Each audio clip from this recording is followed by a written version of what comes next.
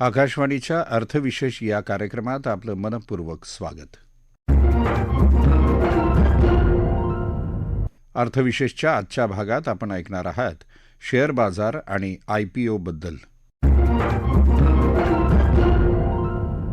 श्रोतेहो, भांडवली बाजारामध्ये गेल्या 2 वर्षात अत्यंत वेगानं वाढ झाली. 40,000 ते 50,000 आणि 50,000 ते 60,000 हा टप्पा भांडवली बाजारानं अत्यंत वेगानं गाठला. गेल्या 1.5 वर्षात भांडवली बाजारातली गती ही अक्षरशः अचंबित करणारी होती.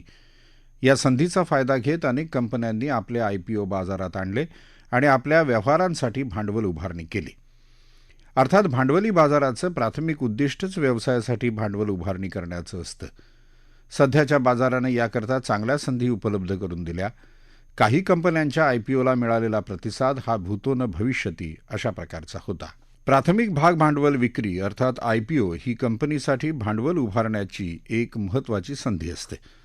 पण त्याचबरोबर केवळ सूचीबद्धतेतून म्हणजेच बाजाराच्या भाषेत लिस्टिंगमधून फायदा मिळवू पाहणाऱ्यांची संख्या दिवसेंदिवस वाढते आहे. प्राथमिक भाग भांडवलाची विक्री कोणत्या किमतीला व्हावी यावर विचार होणं आवश्यक आहे. परंतु केवळ सूचीबद्धतेतून फायदा मिळवण्यासाठी गुंतवणूकदार येत असतील तर त्यातून गुंतवणुकीमधली जोखीमसुद्धा दिवसेंदिवस वाढत जाते. अशा वेळेस गुंतवणुकीमध्ये सुरक्षितता आणण्यासाठी सेबीनं काही सुधारणा प्रस्तावित केल्या आहेत. अँकर म्हणजेच मोठ्या गुंतवणूकदारांनी गुंतवणूक केलेल्या शेअर्सच्या संख्येपैकी कमीत कमी 50% शेअर हे 30 दिवसांपेक्षा अधिक काळापर्यंत विकता येऊ नयेत यासाठी लॉक इन करणं आवश्यक असावं असा प्रस्ताव सेबीनं समोर ठेवला आहे. तसंच कंपनीनं अधिग्रहण आणि रणनीती गुंतवणुकीसाठी जास्तीत जास्त 35% उत्पन्न मर्यादित करण्याचा सेबीचा प्रस्ताव आहे. यावर सेबीनं गुंतवणूकदारांकडून मतंसुद्धा मागवली आहेत. प्रस्तावित नियमातील बदलामुळे स्टार्टअप्स आणि तंत्रज्ञानाशी संबंधित कंपन्यांसाठी निधी जमा करणं कठीण होऊ शकतं.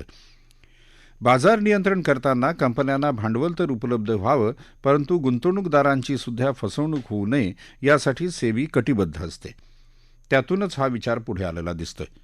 यावर चर्चा करताना गुंतवणूक अभ्यासक आणि ब्लॉग लेखक आशुतोष टिळक म्हणाले, मी एक ट्विट पाहिलं होतं ट्विटरवर की याच्यामध्ये असं म्हणलं होतं की भारताचा मध्यम वर्ग मुझे लॉटरी लग गई पासून ते मुझे IPO लग गया पर्यंत जाऊन पोहोचला आहे. हे काही प्रमाणात खरं पण आहे.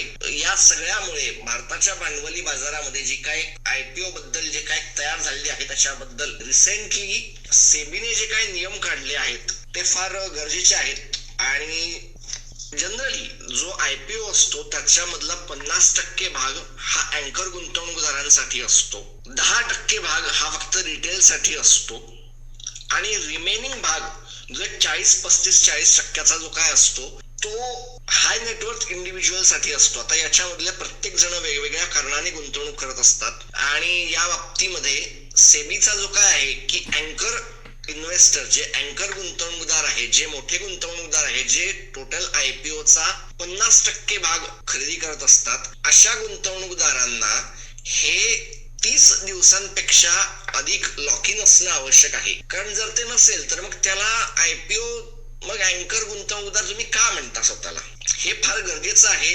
हे खरं तर फार अधिक होणं आवश्यक होतं. आणि आजकाल काही कंपन्या ज्या असं दिसत आहेत की ज्यांच्याकडे खरं तर काहीही प्रॉफिट नाहीये, काही नफा नाहीये, ते देखील भांडवली बाजारात येत आहेत आणि स्वतःचा IPO आणत आहेत. यांच्यासाठी त्यांनी अनेकांनी मेन्शन केलं की आम्हाला आमचा व्यवसाय वाढवायचा आहे आणि आम्हाला अधिग्रहण करायचं आहे, आम्हाला आमची ग्रोथ स्ट्रॅटेजी करायची आहे. आनंदाने करा, आम्ही त्यासाठी टाळ्या वाजवतो. परंतु याच्यासाठी नेमकं काय आणि किती टक्के हिस्सा गरजेचा आहे याच्यावर सेबीने जे आणलं आहे हे फार गरजेचं होतं. आणि आपले आत्ताचे सेबीचे जे अध्यक्ष आहेत यांनी फार चांगलं करवलेलं आहे आणि ज्याप्रमाणे हे चालू होतं याची कुठेतरी गरज होती फार महत्वाची. भांडवली बाजारामध्ये जे काय रिस्क किंवा जी जोखीम आहे ती लक्षात न घेता गुंतवणूक करण्याचं आणि त्याला काही जे धरबंध नव्हता तो आणण्याचं एक काम याच्यामध्ये होईल. भांडवलाचं जे एक महत्व आहे की मुळात आजकाल काही प्रमाणामध्ये IPO हे एक सट्टा होऊन बसलं होतं, त्याला कुठेतरी एक सिरियसनेस जर याच्यामध्ये आलं तर फार गरजेचं आहे. आणि रिसेंटच्या त्यांच्या मुलाखतींमध्ये RBIचे अध्यक्ष, RBIचे हेड गव्हर्नर शक्तिकांता दास हे जे म्हणाले होते की भारताच्या याच्यामध्ये जो एक बुडबुडा दिसतो आहे की जो बबल दिसतो आहे तो काढण्यासाठी आरबीआय त्यांच्या कॅपॅसिटीमध्ये काही गोष्टी केल्या होत्या. हा त्याचा जर पुढचा टप्पा असेल तर व्हेरी गुड आणि फार उत्तम गोष्ट आहे. या सेबीने जे काय आणलंय त्याला माझा पूर्ण पाठिंबा आहे आणि हे कुठेतरी होणं गरजेचं होतं. आयपीओसाठी सावधानतेचे संकेत दिले जात आहेत आणि भांडवली बाजारात सुद्धा संमिश्र वातावरण आहे. बाजार मूल्यांकनाबाबत रिझर्व्ह बँकेनं एका अर्थी चिंतेचा सूर लावला असला तरी गुंतवणूकदारांचा उत्साह अजूनही टिकून आहे. जागतिक पातळीवर अमेरिकी राष्ट्राध्यक्ष जो बायडन आणि चीनचे राष्ट्राध्यक्ष शी जिनपिंग यांच्यात सकारात्मक चर्चा होऊन दोन्ही देशांनी परस्पर सहकार्यानं काम करण्याचं निश्चित केल्यानं याचे जागतिक बाजारपेठेत संमिश्र पडसाद उमटले. भारतीय बाजारातही संमिश्र प्रतिक्रिया उमटली होती.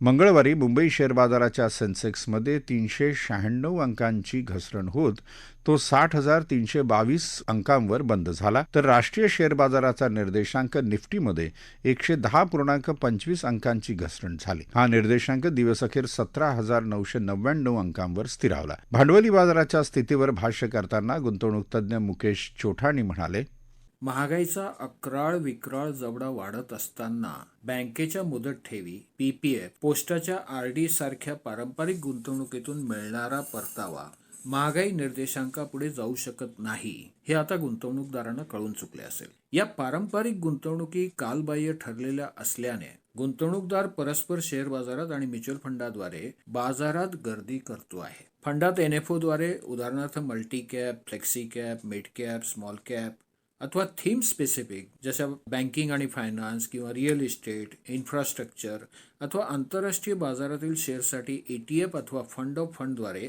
ग्लोबल फंडात प्रवेश करताना दिसतोय. सेक्टर स्पेसिफिक फंडात उदाहरणार्थ फार्मा व health care, technology fund, digital, PSU या काही क्षेत्रीय फंडात सुद्धा गुंतवणूकदारांची गुंतवणूक वाढलेली दिसते आहे. नवीन शेअर्सची विक्री शेअर बाजारात IPOद्वारे प्रचंड लोकप्रिय झालेली दिसते आहे. IPOचा भरणा 200 ते 300 पट सुद्धा दिसतोय. कंपन्या सुद्धा प्राथमिक भांडवल बाजारात शेअरचे अधिमूल्य अवाजवीपणाने आकारताना दिसत आहेत. तोट्यात असणाऱ्या कंपन्यांना सुद्धा बाजारातील गुंतवणूकदार ज्या पद्धतीने प्रतिसाद देतात ते बघून डोके चक्रावून जाते. सेबीने सुद्धा याची नोंद घेतली आहे आणि IPOद्वारे भांडवल गोळा करणाऱ्या कंपन्यांना IPOच्या किमान व कमाल किमतीत 5% फरक ठेवण्यास सांगितले आहे. शेअर बाजाराची दशा व दिशा याचा परामर्श घेतल्यास गेल्या 1.5 वर्षात ज्या पद्धतीने बाजार वाढला अथवा रिटर्न मिळाले तसे यापुढे अशक्य वाटते आहे. अल्पकाळासाठी सेन्सेक्स व निफ्टी निर्देशांक 5-10-15% खाली आल्यास आश्चर्य वाटायला नको. किंबहुना ते खाली आल्यास भविष्यकाळातील तेजीला जास्त मजबूती मिळेल असे मला वाटते आहे. सरकार आणि रिझर्व्ह बँकेचे गव्हर्नर शक्तिकांता दास भारतीय अर्थव्यवस्थेविषयी आशादायी आहेत. वेगवेगळ्या उपाययोजना व घोषणा आणि त्याची अंमलबजावणी मध्यम ते दीर्घ कालावधीत शेअर बाजार तेजीतच असेल याविषयी माझ्या मनात शंका नाही. बाजार खाली येण्यासाठी महागाई, अमेरिकेचे बॉन्डचे उत्पन्न दर, डॉलर इंडेक्सची मजबूती, कच्च्या तेलांच्या किमती आणि जिओपॉलिटिकल सिच्युएशन व अमेरिकेतील अर्थव्यवस्था व व्याजदर याकडे आपण लक्ष द्यायला हवे. गुंतवणूकदारांनी मध्यम ते दीर्घ कालावधीत गुंतवणुकी धोरण आखावे. गुंतवणुकीसाठी मला व्यक्तिशः यापुढे बँकिंग आणि फायनान्शियल, रिअल इस्टेट आणि इन्फ्रास्ट्रक्चर, डिजिटल म्हणजे ज्याद्वारे robotics, blockchain, artificial intelligence, machine learning, cloud computing, internet of things अशा पर्याय देणाऱ्या क्षेत्राविषयी जास्त आशादायी चित्र वाटते आहे. तसेच मॅन्युफॅक्चरिंग, मग ते इलेक्ट्रिक व्हेकल असो, शुगर असो, टेक्स्टाईल, केमिकल, डिफेन्स इत्यादी क्षेत्रात सुद्धा मला तेजी वाटते आहे.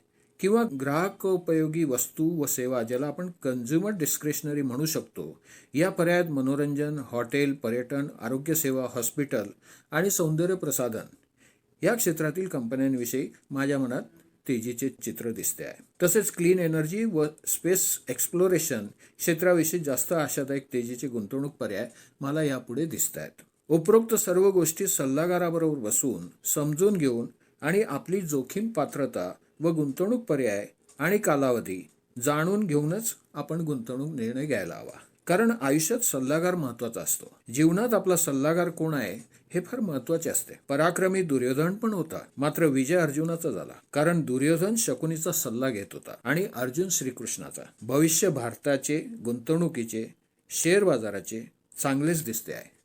फक्त आपली मती बिघडवणाऱ्या गतीला प्रगती म्हणत नाही हे आपण लक्षात ठेवावे. श्रोतेहो, भांडवली बाजाराचा मुख्य उद्देश कंपन्यांना भांडवल उपलब्ध होणं हा असतो.